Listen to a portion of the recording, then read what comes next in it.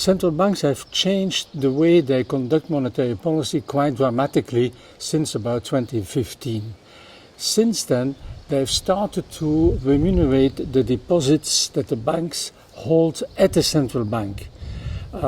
Before that, there was no remuneration. Now there's a remuneration. What is the implication? Well, when the ECB had to fight inflation, it raised the interest rate. Right? That's a traditional way to do it. In order to fight inflation, you raise the interest rate. That reduces the demand for loans, and there will be less spending. And this should then, in time, reduce inflation. But given that the central bank also remunerates the interest rate on deposits, that implies that at the same time the central banks transfer a lot of money to the banks. So they raise the interest rate to fight inflation, but at the same time transfer huge amounts of money to the banks.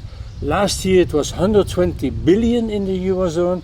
The year before also approximately 120 billion. Up to now, since they started fighting inflation, they have transferred 270 billion euros to the banks. So that creates a problem, right? A problem of fairness. First of all, why do we do that?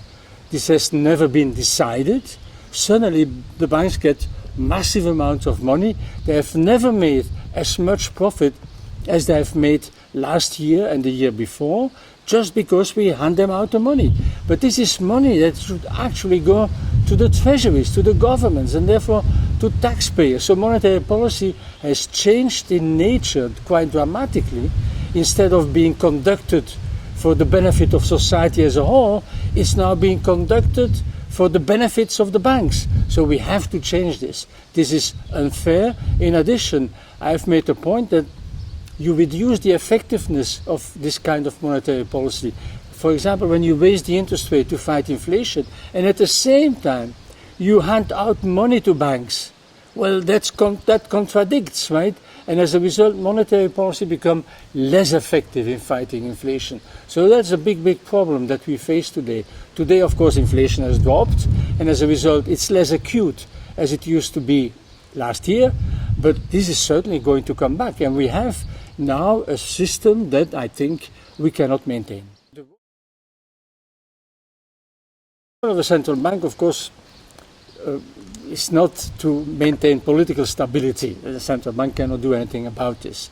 But in the context of the Eurozone, there is a responsibility of the ECB, and that is to make sure that when investors are afraid or get in panic because some country doesn't do very well, they will tend to sell the bonds, the government bonds of that country, right? And as a result, the price of these bonds declines and the yields, the interest rate on these bonds increases, making it more difficult for these governments to raise money.